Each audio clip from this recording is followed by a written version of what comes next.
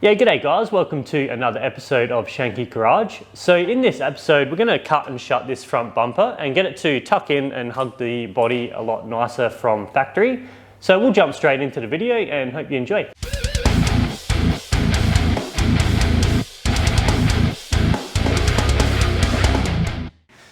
Now I've just loosely fitted this on and you can just see that the gaps in between the bumper and the body are quite large. So to me that looks pretty dog shit, so I need to do something about that. Can't leave it like that. Before we get into it, I'll give a bit of an update on what I've been doing with the build. I've been doing a fair bit of work in the background without filming. I haven't seen any point in filming some of the stuff I've been doing. It's been quite repetitive, boring work, a lot of sanding and a lot of bogging. Now I've got these doors on both sides. They're all pretty much ready for high build. I've spent a lot of time on these doors and these guards to get them right. I've used a bit of etch primer over the top just to protect the any bare steel that I'd rub through the epoxy. And I just thought I'd spray a little bit over this area, just where I've shaved the door handles off and then welded in this mechanism here. Just wanted to check to make sure that it looked all good, that there was no imperfections. It's a lot easier to see with all in the one color. So I've just sprayed a little bit over there. And on this other side, I've actually sprayed a little bit more. I just wanted to also check the banana line. So I've just sprayed the top of the guard and the top of this door just to check that banana line. And where I've sort of blocked that in, there was areas where I couldn't go any further because it was to bare metal.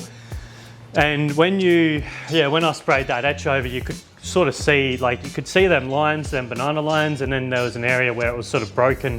And I think that's, because of the bare metal. Once it hits that, you can't obviously go any further, so it's hard to get that line in. Now I do have a solution, I'll talk about that later on, how to fix that. But yeah, so I've just been spending a lot of time on these panels, getting them right. This nose cone, it's pretty much ready for high build as well. I've smoothed all that off.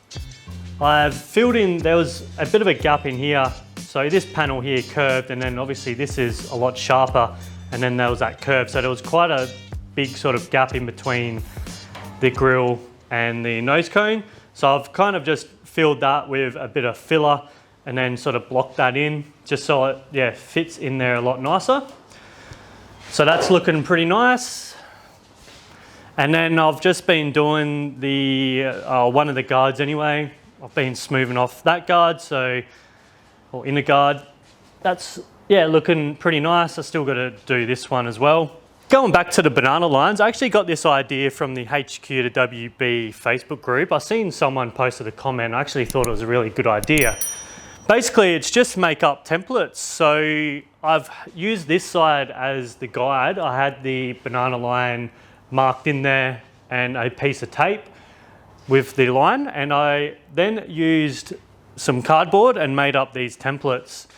And then basically, once it's in high build, I'll be able to block them in with these templates. And it doesn't matter if the panels are separate or together. You can use these templates and put these up on the car. So I've just made it so it follows the curve nicely, and you just run this down the center on that center line, and then you can use that. You can mark it in and then use that as your template to then block in the banana line once it's in high build. I thought that was a pretty cool idea. And then also, because I've made up this one side, you can use it pretty much the same on the other side. Just flip it over and then you can use it on the other side as well. And then that's going to be uniform on both sides. Okay, back into the bumper. I've been kind of looking at options with this and seeing what I can do. And I think the first thing I'm going to do is, you can see this gap in between the grille and the bumper. There's probably that's roughly about 17 mil there. And then this side's about 15. So I reckon what I'll do is I'll try and bring that bumper in closer to the car just to get rid of this gap in here. Now to do that, I think, I'm gonna have to pull the brackets out. I might have to cut and shut them, or I could possibly elongate the existing holes, but we'll have to have a look once I pull them out.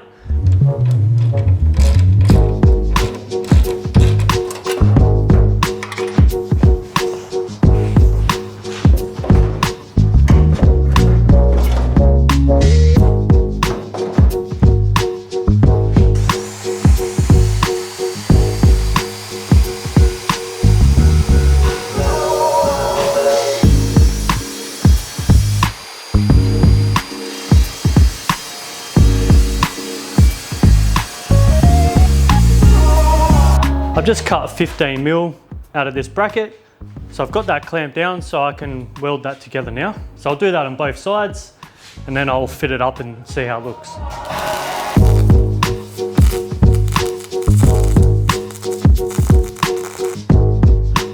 I've just bolted that bumper back on and you can see already that looks so much better with that bumper tucked in further towards the car. You can't see any gap behind the bumper anymore. That grille meets up nice and flush there. So I took about 15 mil off the right hand side and the left hand side I took about 17 mil off. I just cut a section out of this bracket. So I just cut out like a 17 mil section and then rejoined it and welded it together. So now I've got to go on to these side sections. And this bit here is about 31 mil and it's exactly the same on the other side, 31 mil as well. But I think what I'm gonna have troubles with if I want a 10 mil gap here, I'm gonna have to cut off 21 mil, but there's not 21 mil gap between here and here. So I've got to probably take off 15 mil and then that should hopefully curve around nicely. And then if I have to use some filler rod and try and build this section so it follows the guard, then yeah, I can just weld in some filler rod to make up the rest. Just remove the rubber strip from the bumper, so it comes off pretty easy. There's some little nuts on the back end. There's 4 nuts and then you got these little tabs as well. You just put a screwdriver in there and pry them out and then yeah, comes out pretty easy. I'll probably end up ordering a new one. I'm not sure if you can get new ones. I'll have to check rare spares, but I'll probably get a new one anyway. And then, yeah, I've got this marked up. So I'll cut 15 mil out of that and then bring it in. Obviously, when you bring them in, these, where the tabs go in, are not gonna line up anymore on these ends. So I'll have to figure out what I'm gonna do there, whether I can either maybe drill some new holes in or yeah, but anyway, I'll figure that out later. So we'll start cutting this out and we'll tack these together. So I'll do it on both sides. I'll tack them in, then I'll trial fit it back to the car.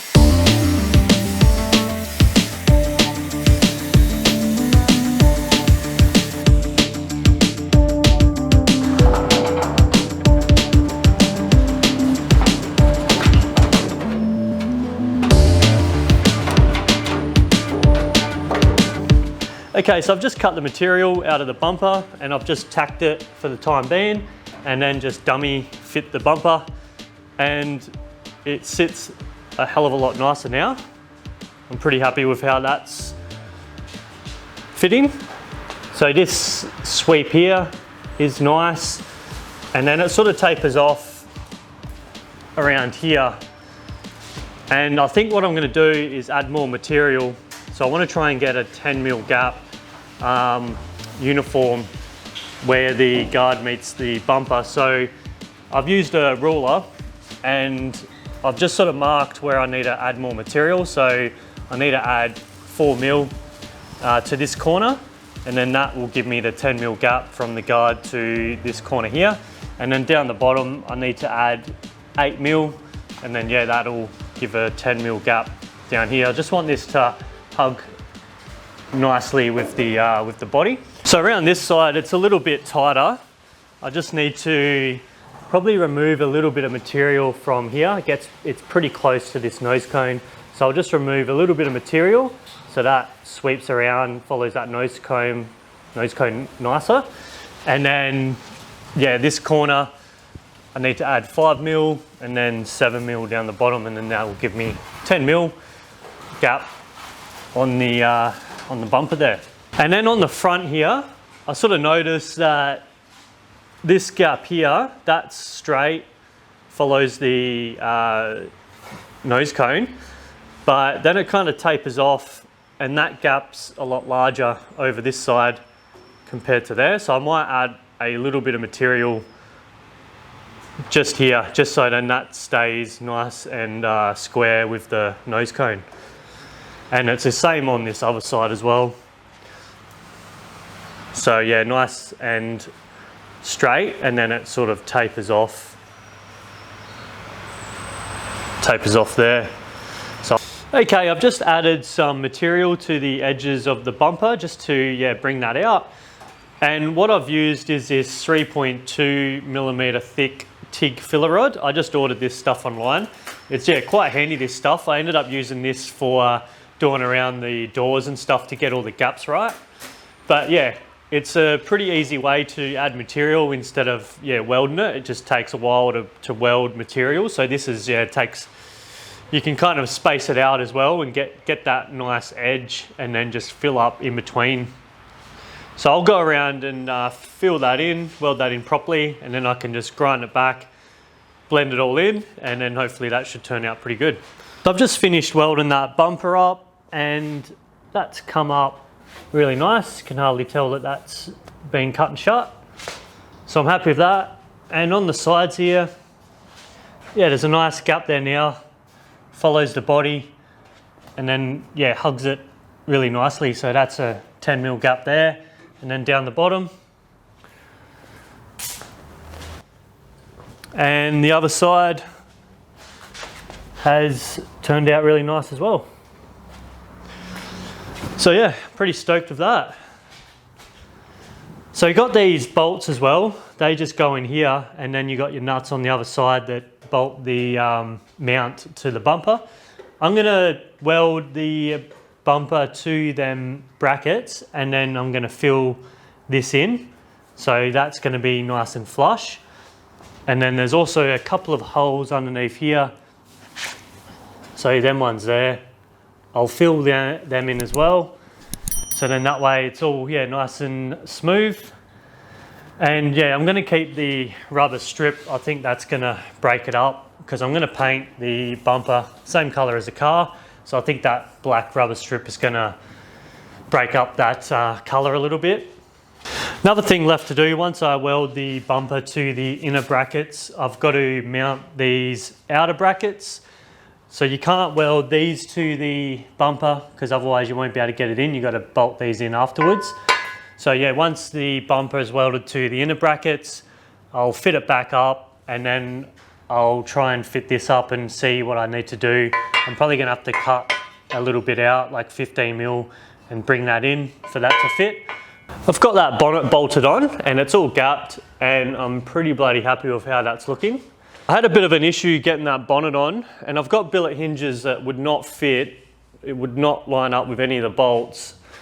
And when I did put the old hinges on with the bonnet just would not go in between the guards. There was literally no gaps in between the guards. Everything was just out of whack. And what I'd found after stuffing around for a while is basically these guards were pulled in so tight that there was just no gap in between there, and it was just putting a lot of tension in this section here, pulling that in, and also the front end as well. And I just released these bolts, so these bolts in the top corner that hold the guard to the firewall and the cow. I just released them bolts, put some spacers in there, spaced it out on both sides, and then I undone all the bolts from the guards on the front end, the radiator support panel, the nose cone, just everything, undone them all so they were loose. And then everything just sort of sat where it wanted to. So there was just so much tension in all the front end, and everything was just sort of pulling in. So yeah, since I undone all the bolts, got rid of the tension out of here, everything just sort of relaxed and went to where it was meant to.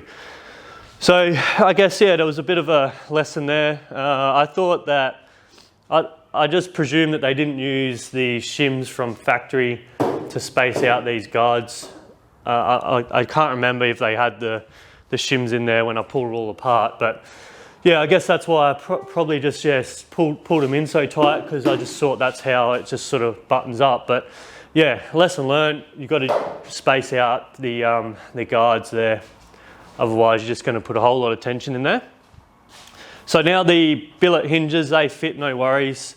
So yeah, I was sort of wondering why the hell they weren't fitting and why the bonnet wasn't fitting. And yeah, it wasn't a big deal after all. It was just, yeah, space out the guards, release the tension, and it all fitted. Okay, this tonner is pretty much all ready to come apart again. Unfortunately, I've spent all this time putting it together. Now I've got to pull it all apart, but it is a part of the process, I suppose. So once it's all apart, I'll pull the cab off as well. I'll get everything in high build. I'll edge up everything. I'll probably do the firewall, so spray that in the color and clear it. Then I can fit the cab back onto the chassis. I still need to wrap the line underneath the cab as well, and I need to clearance it as well, so I'll get that done before I put it back on the chassis. In the last episode, I mentioned I made a Shenke Garage playlist on Spotify, and apologies, it did not work. A lot of people were trying to search for it, but they couldn't find it, and I had a bit of an issue, but I've sorted that out now. So if you do want to follow the Shenke Garage playlist, chuck it on in your shed while you're working on your car.